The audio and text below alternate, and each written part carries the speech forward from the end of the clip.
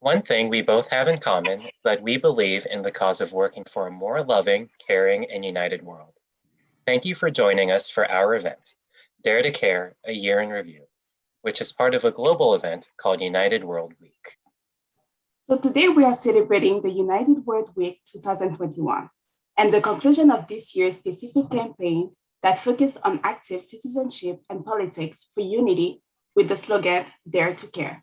So during today's program, we will look back at efforts done this year here in North America for the pathway, hear experiences on caring, and start a conversation on the new green pathway that focuses on people, the planet, and our ecology. Before we jump in, let's give a little more background to United World Week and the pathways. This week, the week of May 1st through 9th each year, is designated as United World Week. It serves as a global workshop and expo to show stories, actions, and initiatives that, in every part of the world, contribute to achieving fraternity, peace, and unity among people. Every year since 2018, a specific theme which we call a pathway for the year has been selected that highlights and aims at addressing the local and global challenges facing our world by sparking personal and collective processes of change and opening up ways to build a more fraternal and sustainable world, or simply put, a more united world. So this year's pathway was the Black Pathway, which focused on active citizenship and politics for unity under the slogans of Dare to Care.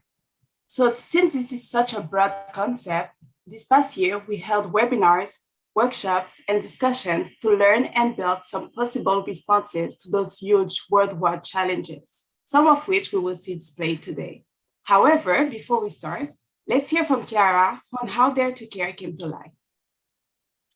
Hello, everyone. My name is Chiara Catipan, and I work for our publication of the Focolare called Living City. And together with our partner, New City Press, we were starting to see some of the effects of COVID in the beginning of March. And we asked ourselves, how can we respond to the need to give some encouragement and ideas for people to reach out to encourage one another to keep going? So we came up with a series of webinars and some video clips that we call Dare to Care, where we showed little acts of caring for one another. And in the webinars, we addressed the issues of the double pandemic of systemic racism and the challenges that young people in college are facing because of COVID. So in the end of April, we suddenly got a phone call from the Focolare headquarters asking us if they could use that slogan of Dare to Care, because they wanted to launch this in a greater capacity all over the world as the pathway. And that's it. Thank you so much for sharing, Chiara. Now we know where the slogan came from, but an important question to ask is, why should we care? We all know how care feels, how to receive care, and how to give care in our everyday life with our families, our friends, our colleagues, and our communities. It is that ordinary feeling that people refer to with the campaign Dare to Care. We recognize those values that make up and support care, including responsibility, courage, attention, thoughtfulness, and perseverance. So our point is that these values should be reflected in our politics, citizenship, economies, and societies. Therefore, that same feeling that we get when we give and receive care is what we should have whenever we interact as citizens with politics.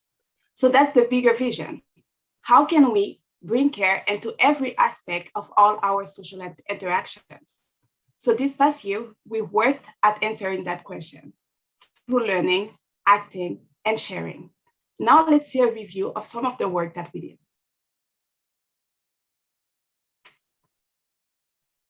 It's been a year of COVID, an election, a migration crisis, racial reckoning, climate disasters, job loss, homelessness, anxiety, depression, anger, and frustration. The list goes on. But there's hope. And in this context, it has taken courage, tenacity, and vision to dare to care. So what have we done? We dared to care by learning more about the roots of racial justice. We examined biases, held courageous conversations, and offered resources to counteract inequities. We offered hope to the children at the border, we wrote letters, and we sent materials hoping that they could find some happiness in these times. And of course, during the pandemic, we learned more about the public health policies set in place to protect ourselves and also our neighbors. But we all know that some people do not have homes or the luxuries that we may all have. So we learned how to be street ministers and safely help them get through this time as well. And in the US, we faced an unprecedented presidential election that had major implications. It divided the country, communities, and families.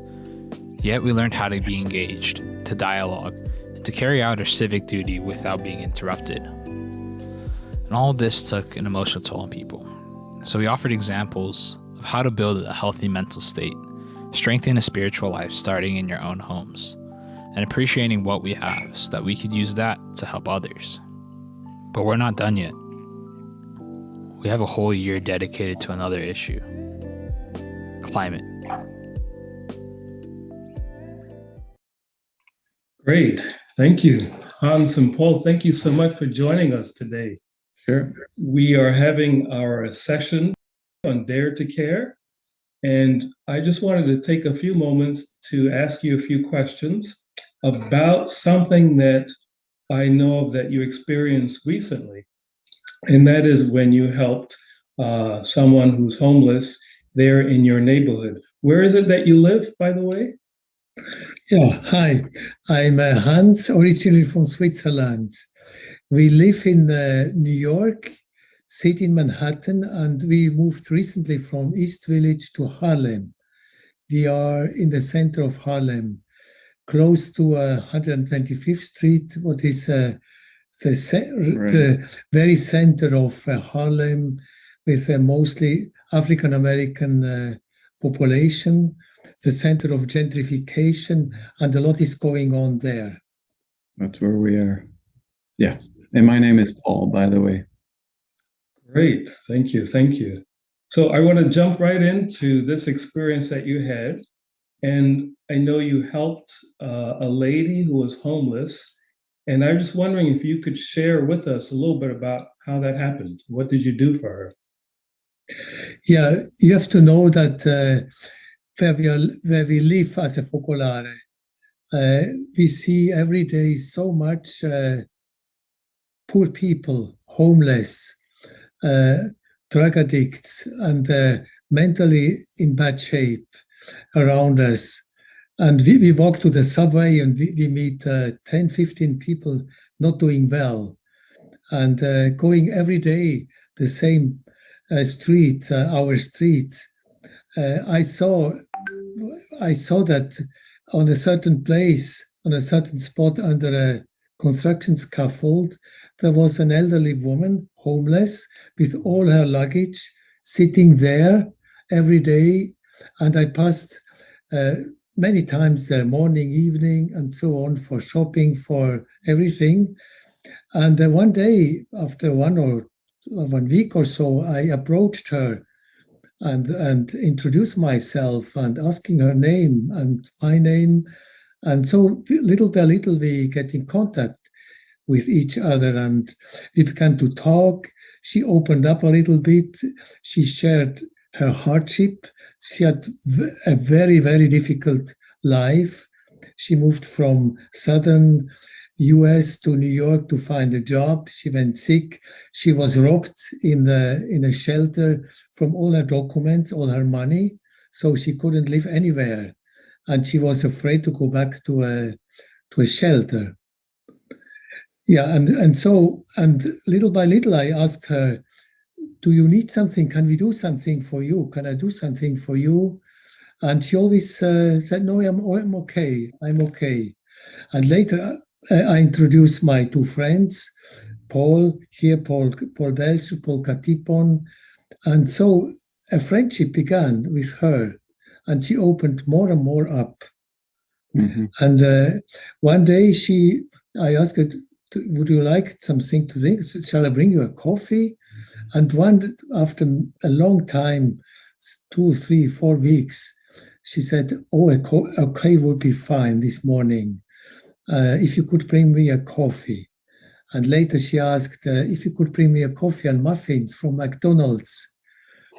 And yeah, nearly every day. Yeah. Oh, yeah. We one of us went by and brought her coffee, and we asked her also, "Would you like to come over to our house? It's very close, 5 minutes from us, to take a shower, to warm up a little bit, to take a warm meal." But she declined very politely. She was from Ukraine, and she was a very kind woman. But after so many hardships, she really didn't trust easily people. So I can continue just into that, and then Yes. that's all right.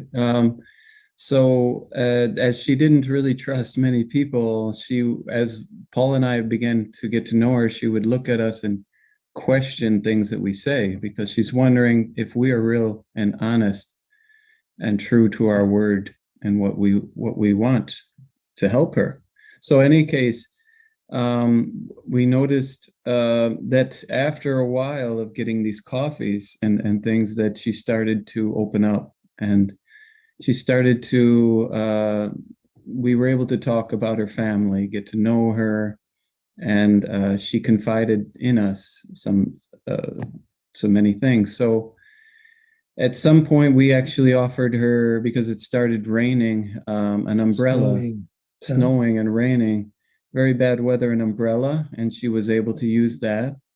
Later on, we opposed again the question of her coming in to warm up and just get refreshed in a new way. And I told Hans I felt she was ready. She seemed like she was ready, so we asked her. She came into our home. She stayed. We have a basement area where it's separate, and she was able to go in there, and she used the washing machine upstairs. She was able to settle in, and we were able to help her with her documents. Also, we found out that, of course, she was from the Ukraine and that she didn't have any documents. So we got her an appointment at the embassy, and we also was able to help her with her phone, many things to get her more integrated. And within two weeks, to call her family. She was able to call her family. She was becoming. She was so grateful in many ways, but still difficult how to express that. She did. So at some point, we were able to actually get her the ticket to the Ukraine, even. Wow. And this was a turning point where she was soon able to be reunited with her son and her family. Wow, this is great. Wow. Yeah. As you know, our theme is Dare to Care, and certainly you dared to care. Yeah. But you know, it can be risky at times taking people in. Were you ever afraid? It was a risk. It's unusual, and we didn't know exactly. And but what really helped us was the fact that it's to see Jesus in her. The gospel is very clear that the first thing we have to do is to look to the poor, to the needy, to the homeless. Jesus is very specific, and Pope Francis is pushing a lot. The Focolare movement is pushing a lot. Lately saying we have to listen to the cry of humanity and dare to care. It's for many months we hear about dare to care. What you're doing. That gave us the strength, and the fact that we were the three of us, and to see everything together. Should we do it? What should we do? Yeah. Shall we do? For how long? We didn't know for how long. And we felt at times it was a little challenging, so challenging that we were thinking, oh no, maybe we should not continue at this time, because but you know, we kept at it, persevered, and although she was resistant at first to accept our help, we did not take that as an answer, And we kept on trying and trying until that trust was established, and she opened up to allow us into her life, her little corner, her little life. Great. Yeah, and at a certain point, everything fell in place. It was unbelievable. Unbelievable. Appointment with the embassy. They gave her a passport. Wow. In a Short couple time. of days. This was We found incredible. the money for the tickets. We bought with my credit card. We could buy her the And tickets, she would reimburse us. Yeah, no and she problem. gave us money back. And within 2 weeks, more or less, We were there. I brought her She to was the there. airport. But even buying a ticket, you weren't sure that she would give you the money back, right? Yeah, exactly. Correct. Yeah, we trusted her. We trusted her. She and trusted us, she and trusted us. yeah. Very Wow. true. Great. Well, thank you so much. This is very encouraging because we've been hearing today about Dare to Care, Yeah. and we will keep going with this Okay. theme. And this is very exciting. Yeah, and that it was important Please. for us also is she was a gift for us. We said many times. Yeah, It's not we giving her; she gave us back she gave us back. a lot, or God gave us back There was really 100 times. Yeah. Wow. This was great to hear. This is really important. A big encouragement for everyone. great. Okay. Great. Thank you so much. Thank you so much for sharing, Paul and Hans, and we'd like to thank Mike for interviewing them. Next, we have Ronan and his parents Laura and Ezra from Pennsylvania. Hello, Ronan. We're excited to hear your story. Ronan, I asked if he wanted to share, and he said, I will not say anything. so he is somewhere else. I will share on his behalf. Ronan is 3, he's almost 4, and in the winter we were at a local playground, and he noticed that there's like a pirate ship, and it didn't have a wheel anymore. It just had like a hole where a wheel would have gone. And, you know, usually in public spaces, if you see something off, you just sort of shrug your shoulders and you're like, well, guess that's not here. But he was really bothered by it. And he said, well, it's broken, so we should fix it. Let's fix it, Mom. I think we have something that could work as a wheel. We can bring it back and fix this playground. And then I realized he was kind of serious. He continued to talk about it over the next week and really wanted to do this repair. And we realized we would have to work through city parks and maintenance to do this properly. So we wrote a letter to the mayor and city parks maintenance, and they did get back to us, and we're encouraged by him. And in terms of Dare to Care, like what's the risk that happens when you become civically involved? I think a lot of things are slower paced than you think, because there's, you know, the maintenance person said, yes, this is great, but, you know, we can only use certain approved playground equipment, and, you know, we'll have to get the funds to do this. And so he said that it would be in place in the spring. We haven't seen it yet, but that's where the daring comes in. But I was really impressed with his just taking ownership of a public space. And he said, I want to fix it so that everyone can play. So all the kids can play, not just me. So that's his story. Thank you. My name is Ezra Match, and I'm running for school board in the city of Harrisburg.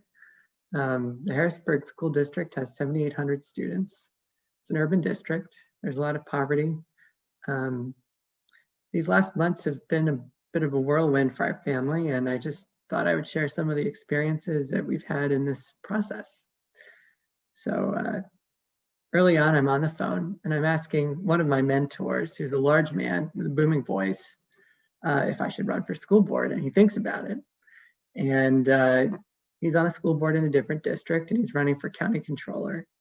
And he says, no, you're going to live in ignorance about how the city actually runs until you do something like this. And that was one of the lines that stuck with me, that pushed me over the edge in some ways. So if you want to know, then do it, but you have to have a thick skin, and you'll see people stealing from children. And it's upsetting, but that's the way that it is. Different experience. Ronan is 3. He's playing on the floor with a 20-year-old Hess truck in the house of an elderly Black couple. And I'm taking notes in pen on a notepad. The husband had worked in the school for decades, and he wonders about where the equipment from that Votech school that they closed down went. And he's wondering about corruption, and there was some corruption. The school is currently being run by the state following an audit for underperformance. The wife of this family was an advocate for their 2 kids who went to the school. And the stories were really emotional. One of the kids had a learning disability that, the parents knew about. They didn't know the name of it until middle school. It happened to be dyslexia. And it took years before the school and the testing sort of caught up with what the parents were very well aware of. And the child never quite got the education that set them up to thrive in life. Another experience, it's outside, 8:30 p.m. at night, sitting by somebody's lamplight. There's this tall animated guy wearing a muscle shirt. I sort of caught him, maybe it was his pajamas, I don't know. He turns out to be a former president of the board. He lives in some street in our neighborhood, wouldn't have known who he was or what he'd done unless I'm like, canvassing and happened to ask like, hey, do you have a connection to the school? We talked for over an hour, and he shares a lot of stories about his time on the board. And there's like this long intrigue about the interest rate on a debt that there was for the city. And he was able to save the city like $54 million with a friend of his. And it was all very like hard to do and crafty. And almost nobody is aware of this except for me at 8:30 at night and Ronan and, the years later. Last experience, I'm at an African church. To my left is a candidate for Harrisburg City Council. She grew up in a dense and urban part of Harrisburg. I grew up in the suburbs. We're listening to the choir. And mostly it's people from Nigeria, but there's 20 different countries in Africa who are in this church. The city councilwoman talks about supporting her husband, who at some point was in jail, and about racism in the city. It's my turn to speak. I talk about how one day while canvassing, the first person I ran into grew up in the foster care system, and he knew how supportive the school could be. It was an important part of his school becomes a home for a lot of people. And he also knew the many ways that it fell short. And instead of talking about the policies, he just said, can we share a moment of prayer for the Harrisburg School District? And that's how that day out knocking on doors started. So I found myself again praying for the schools, and this time I was thinking of that guy, and I'm in front of this church and, chuckling about how I didn't picture myself ever being in this particular situation. How does this all end? I don't know. The election is May 18th. You're catching me partway through. we're in the last push here. What I'm learning more and more, though, is that the thread through this process is a form of prayer. You can pray through your research. You can pray through your talking to people. You can pray through sitting with the experiences that you've learned about. So I just wanted to take a moment in this group to silently pray for the school district of Harrisburg, Pennsylvania. Thank you.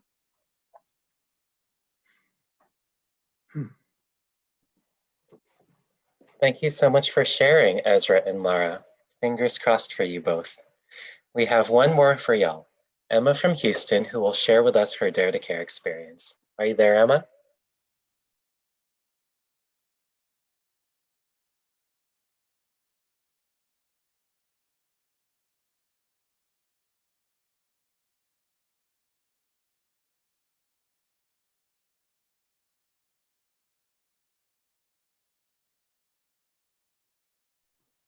Hello, hi. So I forgot to unmute myself. My name is Emma, and I recently graduated last year with a degree in mechanical engineering. And now I work as an environmental health monitor for Harris County here in Houston, Texas. And then so for the past couple of weeks, I've been working downtown at the Criminal Justice Center.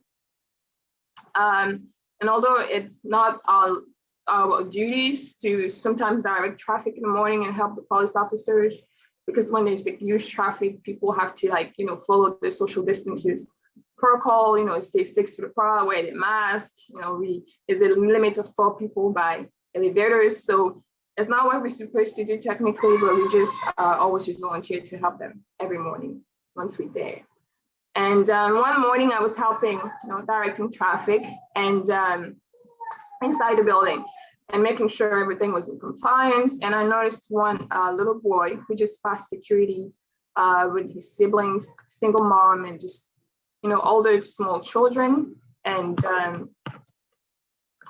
he accidentally spilled orange juice on the floor. And the police officer saw it, and she nicely dropped napkins on the floor. And but unfortunately, she asked the little boy, who just barely put his jacket on, his shoes on. She asked the little boy to pick up the mess, to pick up the napkin she put on the floor, pretty much. And I was just there, and I saw the scene, and it just didn't look super pretty.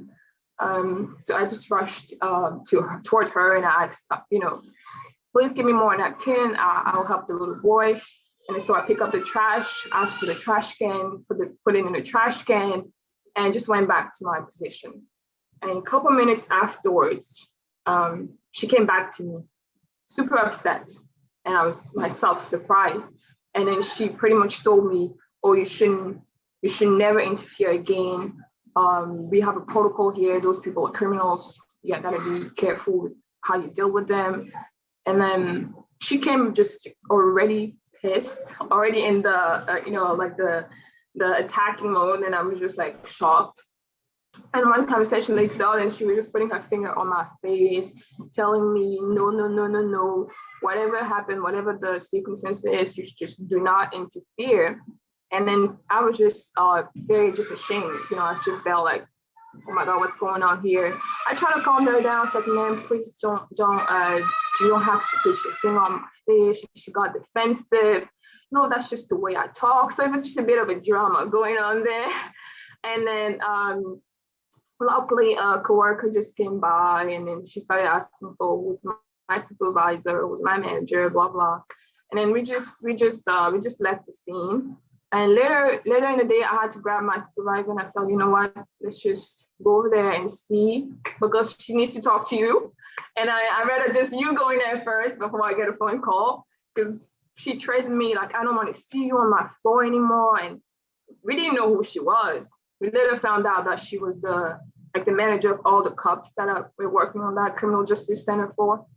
And then so when my supervisor went there, she's a little shy lady, very super shy, and then she just told me the same thing. Just, that's what she said. Don't interfere next time. Just that's not what you're supposed to do, right?